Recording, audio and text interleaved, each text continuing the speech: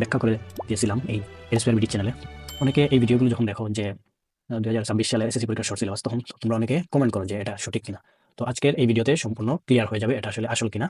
আর এই আসল রুটিনটা কিভাবে তোমরা এক ক্লিকে ডাউনলোড করে নিতে পারো সব সাবজেক্টের, মাদ্রাসা, সায়েন্স, কমার্স, আর্টস, হ্যাঁ, সব গ্রুপের স্টুডেন্টরা একসাথে সব সাবজেক্টের এক ক্লিকেই যাতে ডাউনলোড করতে পারো সেটা আমি দেখিয়ে দেবো।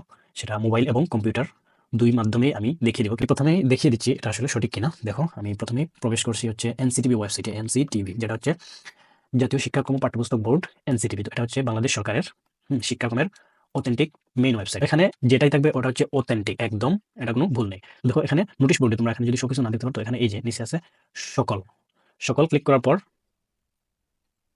এই যে সব নোটিশ তোমরা এখানে দেখতে পাবে। তো এখানে সিরিয়াল ওয়াইজ তারিখ অনুযায়ী তোমার সব নোটিশগুলো থাকবে। তো আমি যে নোটিশটা দেখা যাচ্ছে এই যে 9 নম্বরে দেখো আছে যে 2026 সালের এসএসসি ও সমমান পরীক্ষার জন্য সংশোধিত পুনর্বিন্যাসকৃত পাঠ্যসূচি। এই যে প্রথমটা, এখানে 3টা ফাইল আছে।